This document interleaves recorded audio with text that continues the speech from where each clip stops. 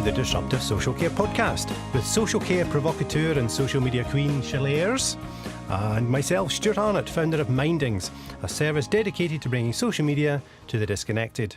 In this show, we aim to spread the word about what's going on in the world of disruptive social care, amplify the voices of people with great ideas that few people ever hear about, help our communities connect and collaborate, and we interview thought leaders across the sector. And most weeks we remember to put our phones on silent. But we'll just continue just so you can see what professionals we are. Shirley, this is show number 19. And we're delighted to welcome Paul Taylor as our guest on the show this week. Now, Paul, your Twitter bio describes you as an innovation coach at Bromford, a socially savvy business.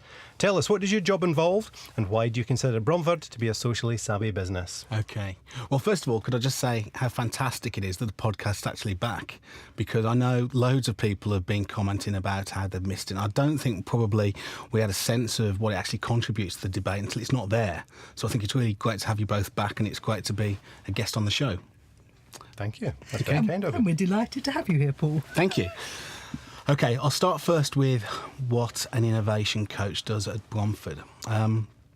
First of all, I think you often hear at the moment that innovation is one of the most important things to businesses. Almost everybody tells me, I think the stats say between 50% and 80% see that innovation is a key strategic priority for their business. When you actually ask them who's responsible for innovation within the business, sometimes there's a confusion around that. And, if there is confusion around that, the bit that, I have to look at is, well, how can we fast track innovation within the business? Who are the organisations that we want to scan the environment for, who we can work with? It could be small organisations, it could be community organisations. How do you get them to work with an organisation like Bromford? So for me, my primary role is to introduce new ideas within the organisation, but also to develop structures and processes within the organisation for making that happen quickly.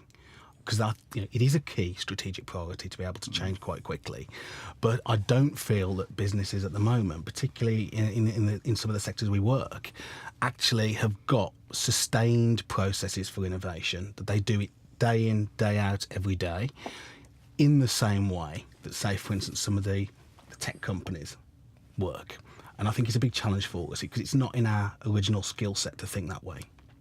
Yeah, in my previous life, producing corporate videos for companies, we used to do these videos in which it was the company's visions and values, and one of them would always be innovation, and one of them would always be something along the lines of, we don't have an innovation department, we want our staff, we want our people to innovate. And it's nice, they've made a video about that, but they never actually follow that through, and there's never any processes or anything to do that. But you were kind enough to invite me to a session that you did within your company a while back, and you brought in a futurologist.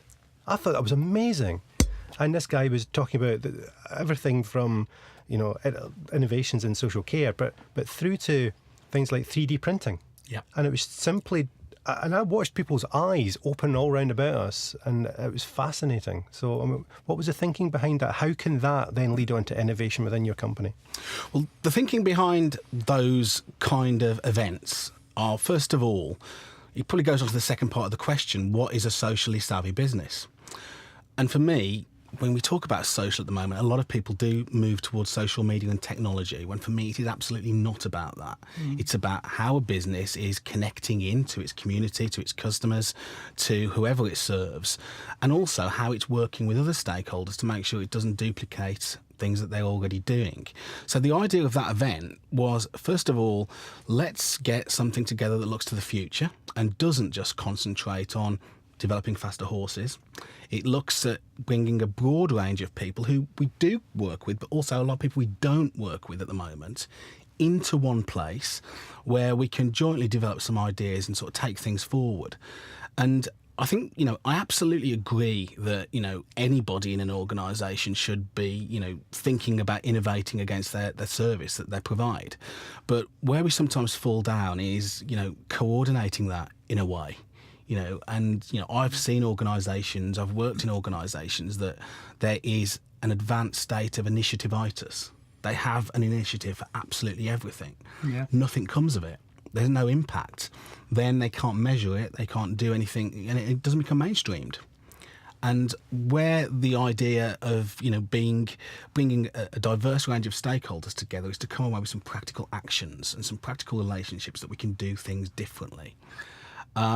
So socially savvy for me is about being connected. It is about, absolutely looking at what new relationships you can form, what your customers are saying, or what your service users are saying, what your colleagues are saying, and then absolutely using that so you can improve your services and you can actually make a difference. I think, the challenge against that is absolutely, how do you move above just the noise? How do you actually move that into developing a service that's different? Great. Now, you've written a number of provocative and challenging posts about the importance of organisations becoming more social. What do you think are the benefits and the challenges? Well, it's interesting. I should probably say, for the benefits of listeners, probably about 2 years ago, Bromford, we had a complete organisational, open approach to social media, both in terms of external social media, but also in terms of our internal social media. And we have anybody in the organisation can use social media. We have 97% of our colleagues, we have about nearly 1,200 colleagues, 97% use an internal social media tool to communicate with each other. We equip frontline colleagues who are working with customers with either smartphones or tablets to enable them to be connected. And that is a deliberate approach to say, how can we actually engage in a newer and a more flexible way with a diverse range of stakeholders, as I've said.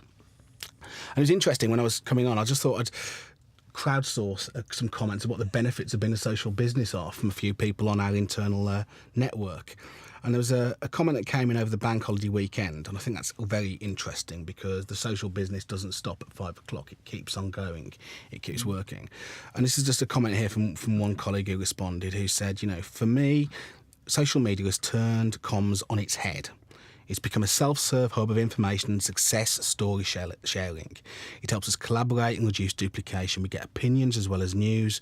We truly engage in what Bromford is all about and how we're making a difference for customers. And I think that's the kind of thing, about how do you get a crowd coming up with ideas, sourcing innovation, helping us feed in what's wrong about the business and what needs to change and what we can do differently. I think if you can do that, and then you look at your external channels like, Twitter and everything else, the insight you're getting about the service you're providing and what needs to change about it is huge. And it can be done, very quickly and quite cheaply as well, as long as you've got trust in people. And breaking down a barrier, because it's seems to be a quick way of enabling people to put their hands up without being nervous about offering out their opinion. Yeah. Without being shouted down or without feeling like it was a silly question. Absolutely. I mean, it's quite interesting. Whenever I speak to organisations who've tried to introduce similar approaches of openness, they often fall down because of the rules that they have put around internal use of social media and external use of social media. I've got a quote I use that the longer your social media policy is, the less likely it is that somebody's going to use it. And I think absolutely, the fear that you can put in people, moving away from systems of control to systems of trust, is a challenge for some organisations. I think for me personally, in terms of what the benefits are, I want the organisation to be known as an organisation that's interesting and also interested in other people, first of all. I think how you then use those connections that you've made for social good and to elicit change is absolutely one of the benefits, because it directly leads that to that. And the other thing is about attracting the very best talent to work with. And I'm, unashamed about that in terms of colleagues who want to join the organisation, who think that sounds like a good organisation to work for, but also for anybody, whether it's a developer, whether it's a community group, who wants to work with an organisation that wants to challenge and wants to do things differently. That for me is, the absolute benefits. And I have to say, hand on heart, when I came up to your office that day, it was some of the most cheery, happy, motivated, enthusiastic group of people I've ever met. And I've worked in a lot of companies for the last 20 years. Producing corporate videos and been in there and filming people and stuff. It was genuine. It was extraordinary. But I think what is also fascinating is to see people from Bromford online declaring how proud they are to work for the organisation.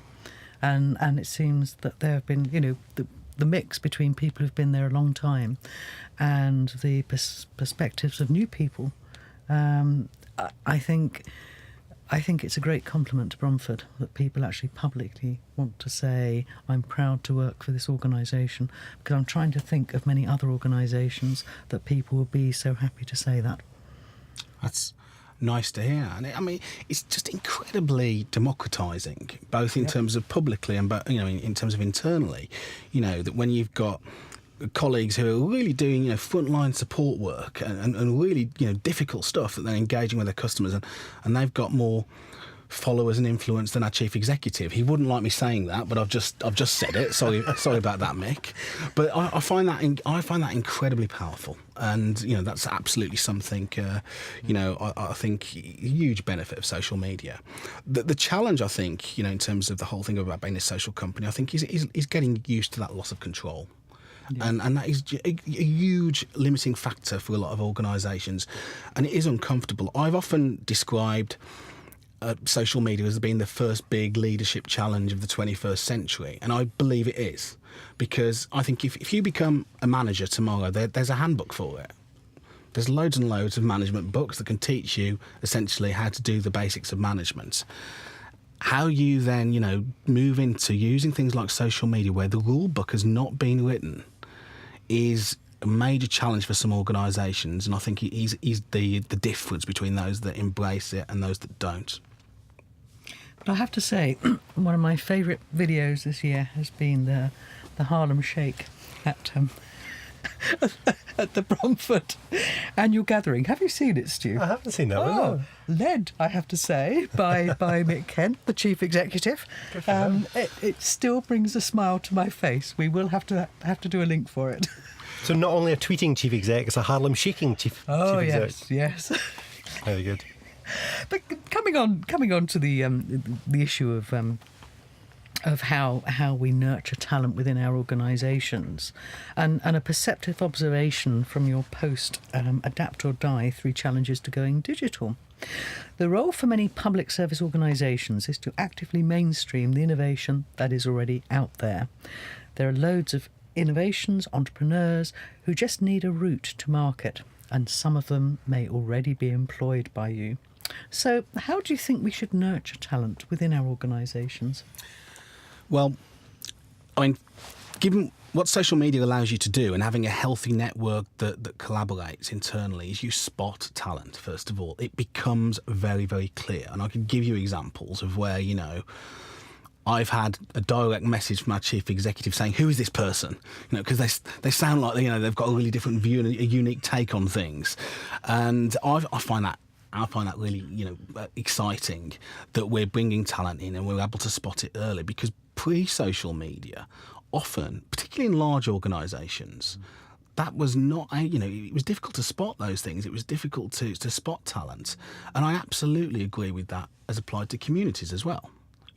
You start seeing community groups that are active in blogging. They've got ideas about things that they're doing or whatever, and the way they are talking about issues and their passions. And I think that nurturing of talent linked to social media is tremendously exciting, and is something that we can continue to do.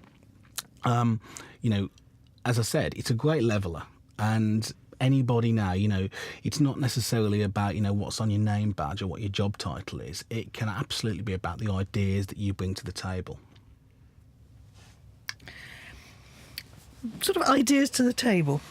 As you know, I'm passionately committed to redefining what care and community support looks like in the 21st century, and breaking down the walls between housing, health and care. Now, technology is an enabler, as we've already said, of more innovative and creative connections and collaborations. And yet connected care is still only an aspiration rather than a reality. What do you think the role of housing is in making this happen? Well, what's unique about housing is the relationship between, however you use the terms, landlord and tenant or service user, whatever. But what's unique about it is it's an on-the-sofa relationship. We are absolutely welcomed into people's homes. There is a high degree of engagement. We might talk about hard to reach. The relationship with landlord and tenant is not hard to reach, essentially. We know where people live and they let us in and we have conversations about them. That enables us to pick up a huge range of information about people's lifestyles, about their health needs, about their any employment support they're needed. Now, first of all, I'm not going to say that housing deploys that well at the moment anyway, but the relationship is there to build, upon. What can housing offer? Housing, to me, should be a tremendous test bed for innovation. Housing associations have got a social purpose. They absolutely want to, they want to improve people's health. They want to get people into employment. They want to have a community that works really well. What we don't do very well is plug the innovation into the housing sector. For two reasons, really. One, I think, is that there has been a tendency, I would say more so in the past, when maybe money was more plentiful, to do things ourselves or to attempt to do things ourselves.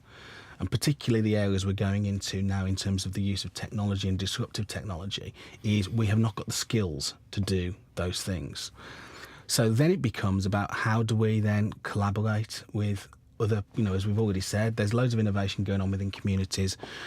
How do we actually engage with that? And I think the opportunity, to break down some of the barriers and stop working in silos is about actually how do we jointly identify innovations that are attractive to us, that are going to make a difference to people's lives, and how do we actually embed them within the normal service.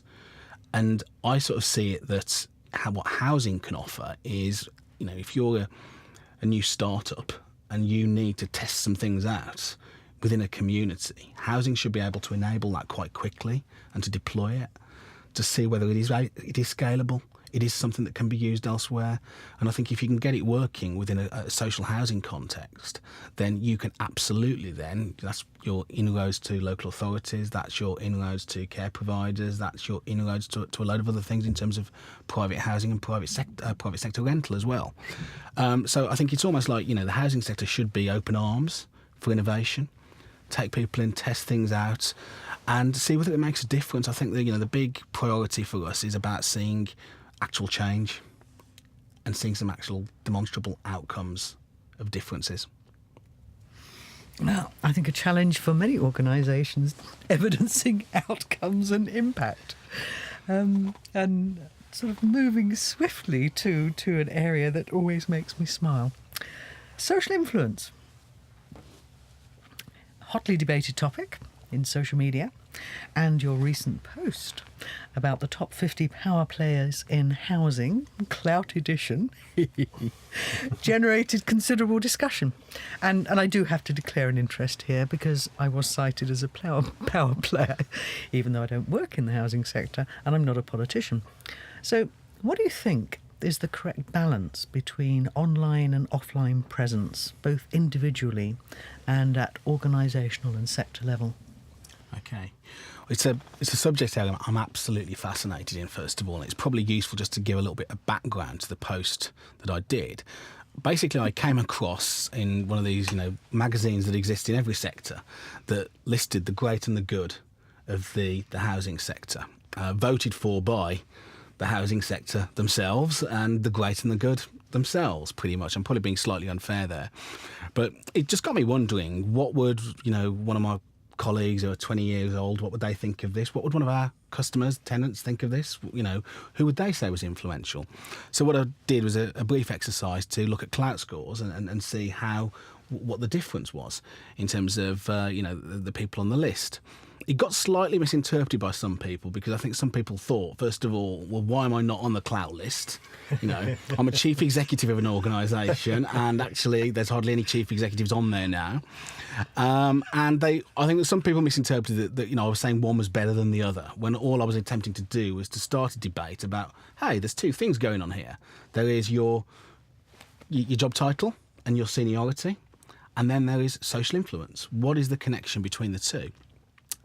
And I don't have the answer on that, first of all, and I don't think anybody has. I think it's more just an interesting discussion point.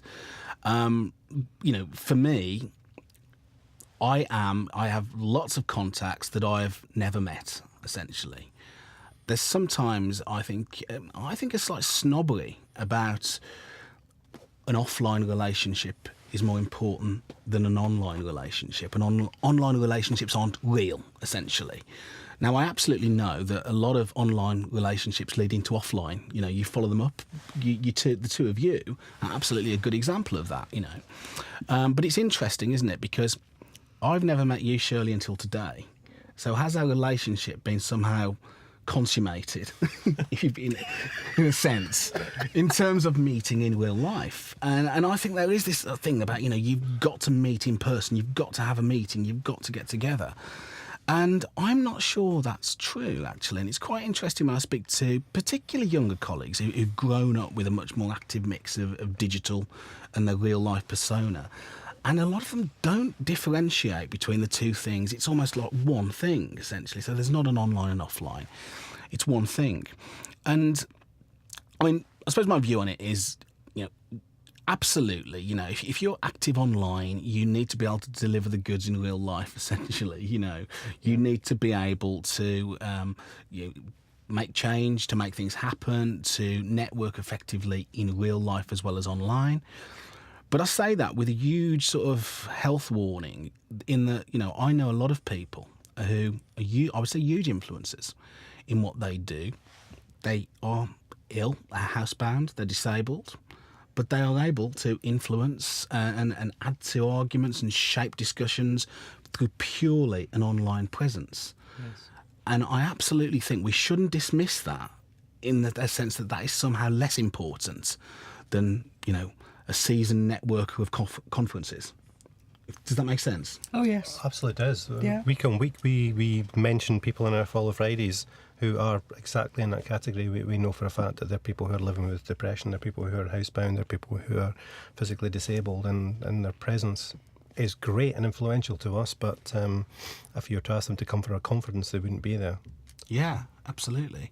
And, probably vaguely controversial, but I do think that there is a perception from some people that's quite scary, actually, that there's a sort of established structures, there's established hierarchy, and then all of a sudden you've got people, who appear out of nowhere as an influencer, and actually have they earned their badge? Where have they come from exactly?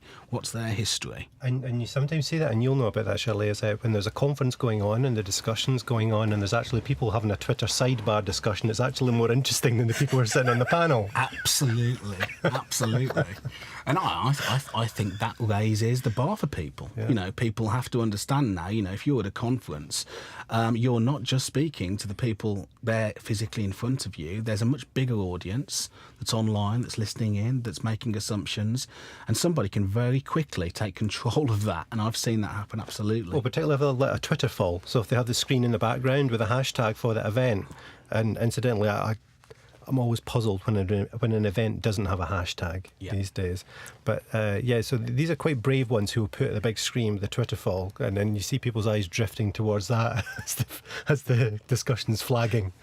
It was actually it's probably Shirley actually causing the distraction in the background. You're being very wicked, Stu. Well, funnily enough, I recently asked the question at a conference, I won't say which one, as to why there was a Twitter moderator. And the person actually said that actually it could be that the feed ends up being more interesting than the actual conference. And absolutely, that's, as I say, it's a great leveller. The social space is now very crowded, and social influence and trusted intermediaries are becoming increasingly important. What would be your top tips to enable people to stand out from the crowd using social media? Well, first of all, I think, I've looked I think with social media you learn what other people do, don't you? First of all, you look at other people and you think, well, actually, I don't want to follow, I don't want to copy them, but I actually want to pick up tips. And I think that's the great thing about your social media. You can pick up some great tips by following people that really do, have influence. I think the most important thing, though, is my top tip is develop your own voice. And this is something I'm really passionate about, both in terms of people I work with, but community groups with whoever, is that it is a crowded space. It's getting even more crowded by the minute. If I look back 12 months, standing out from the crowd is much harder now than it was even that short time ago. I think, the whole thing about developing your own story and being yourself, and I think this does come back to the balance between, online and offline influence. I say to people, everyone's blessed with a personality. Everyone's got one. So actually use that in terms of, your social media presence. And I think that's really important for me, because if you do that and you do it well and you understand what you're there for and what points you want to come across, you will stand out. And the people I see who do it best, who can start very quickly, and all of a sudden they've got a following and people are, talking about posts they've written or points they've got. It's not something that takes a long time to do necessarily. It's more about, standing out, being yourself. We're going to program one of my colleagues within Bromford where, we do sort of, teaching people about social media. And what people usually begin with is teaching people about the tools. They start teaching them what a retweet is, or, what an mention is, Facebook groups, privacy settings, rather than what's the story that you've got that you want to tell. Don't worry about the tools.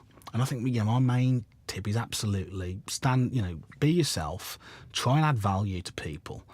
At the moment, there's huge amounts of people active on Twitter sharing news information, and the really lazy thing to do, no disrespect to people who do this because I've done it on occasion as well, is just to see a headline or an article that you've read and just send out a link to it, rather than thinking about how do you add value for people who are following you, or why should they read that, essentially. What's the point that's you're trying to put across, and what's your take on it, what's your opinion? I think if you do that, you do stand out. Would you agree? Yes, I would. Yes. I think people like the personal. And I think just constantly retweeting what others have written gets pretty boring, quite frankly. And the crazy thing is that so many of these things, it isn't rocket science to develop your own voice. I mean, there are Twitter etiquettes that I think it's important to know about, but more is about people getting to know you as a person. And it's a question I often get asked by chief execs. How personal can I be? And I think, talking about your lunch, well, that may be exciting to someone, but more to the point, we all have complex and interesting lives, and it's okay to share elements of your personal life. Obviously not too much information. Absolutely. But that sort of fact that, Stu has a daughter, he gets involved in lots of different techie things. I have a daughter and grandchildren, and I love them, and they're fascinated by Lego and making films. So I think it's the rounded person. Yes. And I think that would sort of also tie in with the debates we've had about, the corporate Twitter stream. Yeah. That is just broadcasting. Yeah. And it's pretty boring. Well, and I think this raises a very interesting point about the balance between corporate and personal, because what often happens, and if you look, what I wanted to achieve at Bromford was that we did have a high number of active contributors who are they're making their own content, they're sharing their own thoughts, and that is more important to me than the corporate feed, essentially, because the corporate feed should be the sum of that. Okay, the people are the brand.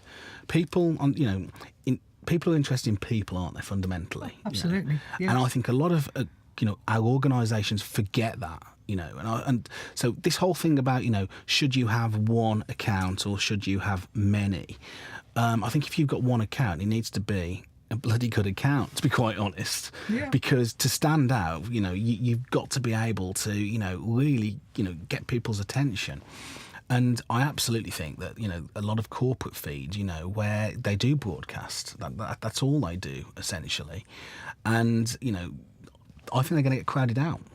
I think they will get crowded out by the sheer presence and force of personality of some people who are using social media very well.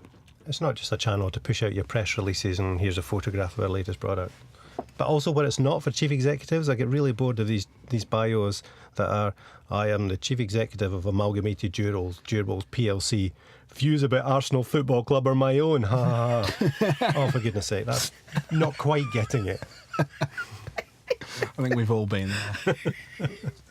I mean, I think it's an interesting one because when people say, these are my views and not the organisation's, I think there's a fine line, and I think with all of us, actually being online, what's important, A, that it's an authentic voice, but B, that we don't, we think carefully, would I say this to my daughter, what I'm saying online? It's not rocket science.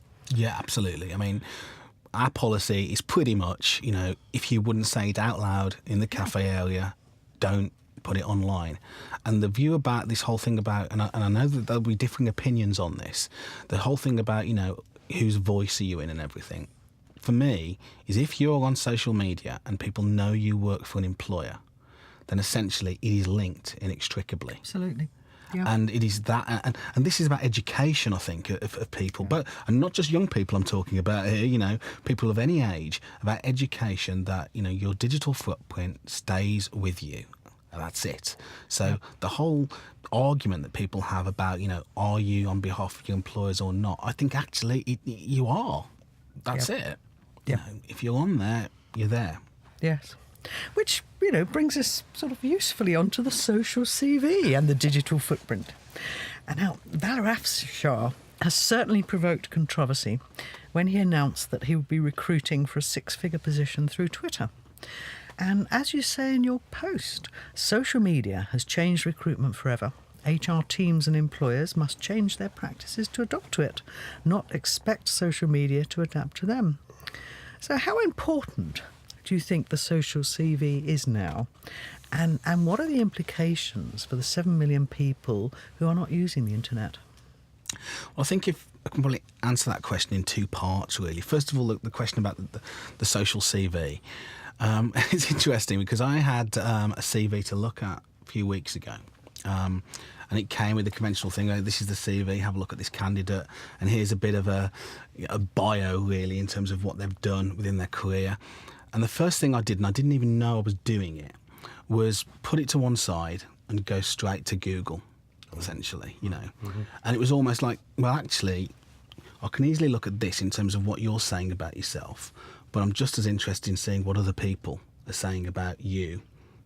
So have you done any presentations anywhere? What did people say about them? Have you written any posts or whatever? What are your comments there? And it's almost, I didn't even know I was doing it at the time. It's almost just become absolutely part of what we do to search for people and search for information. So I think, that for me is the importance of the social CV is that people are searching. People are less inclined now than just to believe what they see on a piece of paper or what's written online, in the same way that, if you're searching for, I don't know, a movie or a holiday or whatever, you're looking for other people's opinions. So this whole thing of like social proof of actually, what are people saying about this person and what have they done about that, what have they said about their achievements, is absolutely something that we've got to take very, very seriously. And also the thing is about using Google is because of the way that Google prioritises their information, if you're there, the first things that they're going to throw up are going to be LinkedIn, Facebook, YouTube, SlideShare. These things are prioritised, so that's the first things people are going to see about you. Yeah, absolutely. And a lot of them is like Facebook is personal, mixed in with LinkedIn professional. They're similarly rated, so you've got to be careful what's out there. Yeah, absolutely. And I think, I know Shirley does this as well. The whole concept of like Googling yourself used to be, if you said that a few years ago, people would think you were just, absolutely self-obsessed. What are you doing that for? And when I first suggested it to a group of managers internally, they was like, absolutely, Paul's completely vain. That's all he does all day or whatever. He's worried about people are saying about him. But then I got them to do it to themselves. And they were absolutely astonished for that very reason you just outlined. And it was like, well, I did that 6 years ago. That's completely irrelevant. And well, actually, that's how people are searching for you, and taking a degree of ownership around that and understanding it, I think is absolutely, what we need to embed. sort of moving on from that in terms of, well, how does that then affect both the 7 million people who are not using the internet and people who are coming into the workforce now? I don't think at the moment that kind of education goes on in schools, for instance. I think it's probably getting better in some ways, but we certainly find a lot of job applicants have not even had that conversation in the past. I think for people who are entering the job market or not on the internet. Well, it's interesting. We run a range of what we call them connect clubs because they do more than just work. They do matching people to health options, a range of services, and we bring them. Primarily, it started with people who are unemployed, and the very first module that we go through with them is modern recruiting skills and how to get a job in the current market. And to a lot of people, particularly people who've might have had ill health or been out of the job market for some times, they haven't even considered the social CV and social presentation themselves. And I think one of the first things we do that combines both the getting people online but also employability skills is around, well, actually, what does a good social CV look like? And for me, it's an absolute key skill, and we can't dismiss that. And I think we're being irresponsible to dismiss that, particularly if you look at, if we talk about people not on the internet, the amount of jobs that are advertised online is astonishing. You're almost ruling yourself out of the labour market by not searching online and not having a social CV. I still think there is absolutely, I joke with a very good friend of mine, I won't name him. Mind you, he never goes online, so he wouldn't know if I did. And I always joke with him that if he lost his job tomorrow, he's probably the same age as I am, he'd be essentially unemployable because he's got no trace. It's a genuine digital shadow. There's no evidence of this person existing. And we always joke about it, but I keep saying, I'm serious here. At some point in time, that is going to be considered, and I think people do sometimes obsess about, what their digital footprint might say about them. But I think it's equally, valuable to consider what it doesn't say about you, and not having one. And of course, the good thing about that system in which that LinkedIn and Slideshare and all these things will be higher up the rankings is that in the same way that you can repair your credit rating, you can repair your social profile actually very quickly by opening up a LinkedIn account, because the minute you've created that and putting that online, that's the number one Google search for you. Yeah. If you create yourself a YouTube account and create a couple of videos, if you do a Slideshare account and put a couple of things up there, that's 1, 2 and 3 done already. Yeah. That will escalate up there. So there's an awful lot you can do to make sure that when people Google you, the first thing they find is interesting, positive things that you've created. And with LinkedIn, of course, what you're doing is you're asking people to give testimonials for you. So the number one thing that they'll find is a LinkedIn page that you created full of positive testimonials. Yeah, absolutely. I mean, I do quite a bit of work in terms of community groups and that work with Bromford. And one of the first things we talk about is, sometimes they're invisible online. And my whole point is, if you're invisible online, how are you going to attract funding? How are you going to connect with other people if you haven't got that profile? And a lot of people don't think in terms of marketing and marketing themselves. And I think we're still emerging from this time when marketing was something that the communications team did. It was about brand, it was about the colour palette of your logo. And this whole thing about, it is about marketing yourself. And I think at the moment, I think in terms of, the public sector, some people, we haven't clocked that yet. That whole thing of, well, what does your brand say about you? And what does your online presence say about you? And what interests me actually, Paul, is people seem shocked that 70% of jobs aren't advertised. Yeah. And that actually is an interesting one, sort of, moving into this whole idea about how people access resources in communities. And you'll be aware that I think digital community hubs are the future. And most of the research confirms, sort of having things that are locally based that people can access make the difference in terms of digital inclusion and building community connections. So I'd like your thoughts on how we develop and nurture community assets. I mean, first of all, I absolutely agree. And I think danger of the housing sector, first of all, or what it's going to emerge from, is it's traditionally talked about need rather than aspiration in communities. And sometimes, I do absolutely think we talk about communities down and community assets down, about what they can't do, that they can't access the internet, they can't do this. And I think there's a change of, important change of language in the whole move to community assets and skills. And I think, from my own experience, if you're working with people that have been out of work for some time, often they have a lot of skills that they absolutely don't see as being employable in any sort of way. An example of that, because we're doing some work at the moment, which is linked to digital, around, what skills have you got? And people will often say shopping, okay? Well, shopping actually is a skill. And when you unpick what they mean by shopping, they mean, well, I'm pretty good on eBay. Well, eBay, I haven't got the patience for eBay personally, so actually they've got more skills in it than me in some ways. So I think it's really important to understand, and unlock what people have got and how that can be deployed at a community level. So a lot of those things are directly transferable to things that are needed within the community. And so that is one point. The other point is, I think, in developing community hubs, community resources, whatever you want to call them, is that we don't develop them in silos, and we don't almost take silos that we've got and replicate them within the community. So it's tempting sometimes, and some of this is linked to the funding, that we could develop community hubs around, getting people back to work. I will have a young person's community hub, actually, and it can't double up as an older person's. Health, safety, all these things that are different, when absolutely they're not. And I think, the benefits to the community are that you have got a hub that can do a range of things for different people. Now, that is challenging, I think, to partnerships, first of all, because, it needs to be able to do a lot of things in different ways. And I think where we're going with technology is it's a great enabler of, being able to provide people access to a range of services in one particular way.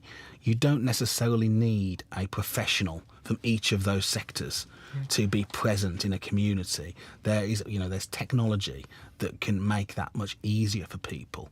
So I think the whole thing around, unlocking assets within the community has got to be very much, it's got to be community-centred. It's got to be based upon what people feel is their priority, what's their level of contribution, what are the things they can do, rather than these preset ideas of what a community hub will do. Yeah. Challenging. Now, attitudes towards technology are beginning to change among service users and staff. And of course, this is the Disruptive Social Care podcast. What do you think that disruptive technology can contribute to the social housing sector? Well, I think the housing sector traditionally has looked, as I said, at identifying, need and rather than aspiration. I think we need to switch it on its head, and technology gives us the great opportunity to do that. A lot of people who access social housing are completely, they can do things for themselves. They're absolutely, they're not all needy. They've got a great range of skills. They just want to get on with their lives. So how do we make that easy for them?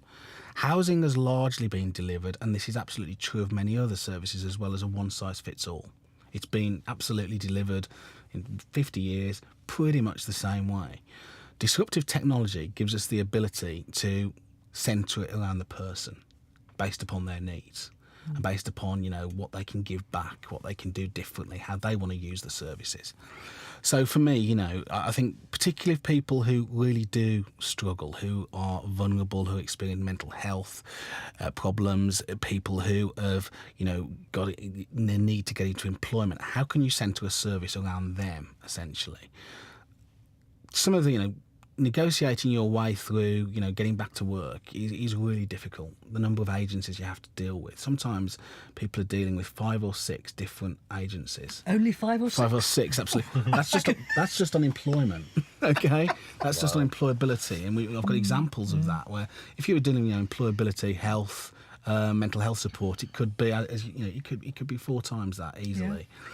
Well, how can disruptive technology switch that on its head and give people the opportunity to have a portal centred on them rather than what those individual services look like? And, that's my sort of aspiration for how we use technology, not just for social housing, because I think I'd value that. Yep. It is absolutely, can you make those disparate services and the disparate processes that people have to go through to access services almost invisible? And people can negotiate them very quickly. And I think that's the challenge. That's what we need to get past in terms of thinking of ourselves as very disparate organisations, and think of it from the point of view of the person who's trying to negotiate that journey. That's a lot of egos to bypass. That's a lot of companies who think that their brand is more important than the service that they deliver. I've been dealing with one of the major, if not the major, telecare providers, and they have this obsession with what I call, it's maybe not quite factually true, but what I call their 6-box solution. No matter who you are, we have one of 6 boxes that we can fit you in. And in a discussion, which was probably more of an argument with them, they were saying that kind of individual service that you're talking of is not scalable. And I say that's such a lot of rubbish. This device here, one of the most popular devices in the world, is absolutely and utterly unique because it's got a suite of apps on it that was individual to me and perfect for me and my circumstances and needs and wants. Yeah. And it's the most scalable thing in the world. But these companies are years behind, and that takes me on to my next point, is that it's that pace of change. The rate of change of technology is so great, a lot of people are struggling to catch up. What do you think will be the biggest challenges coming up in the next 12 months? Because we're moving into some austere times. Well, I think we've probably touched upon one of the major challenges about getting past the ego. I think that is absolutely true. We talk quite openly, from my own organisation about, well, actually, success would be that we don't exist. We've actually achieved those things, and people, we are more invisible, and people can do things for themselves and can traverse very difficult systems quite easily. I know that's a big aspiration, but I think it should be there. So I think there does need to be a loosening up of ego, both within organisations themselves, but also in terms of how we work across disparate sectors, essentially. I do believe that, as we've said earlier, that things are changing. Social media has been a big driver of that. I have contacts now, I don't even know what sector they're in. I know what they do, essentially, and I think that's I like that, and it isn't until you look at someone's bio, you start thinking, oh, they work in health, but you get that, and the barrier between health and housing starts going down. So I think that's absolutely happening, and there needs to be an acceleration of that. The main challenge, I think, if I look particularly in organisations, such as housing organisations, is what is your strategy for disruptive technology and your service offer, essentially. I think from a lot of points of view, we've started off with the means of engagement. So it could be Twitter, Facebook, we've got strategies around that. But actually, what are we trying to deliver in terms of the service itself? And how is that going to be delivered? So where I started out, in terms of innovation, how do you drive that through your organisation in the most effective way? There might not be a department for it at the moment. It might be in lots of places. But getting that right and getting your statement of intent right about, well, actually, how are you going to disrupt your own organisation? It's a very challenging question. I don't think many organisations have asked themselves that, And I think it is one to sort of pause upon. That is a major challenge. How do we go forward and how do we disrupt ourselves? I get, and I've had a few people suggest this, that they say, oh, minding, that's a nice idea. What we'd like to do is white label it so that within our organisation, this can only exist within our organisation if we get to put our logo on it. Really? The utility, the usefulness, the benefit this will bring will only work in your organisation if it has your logo on it. Yeah.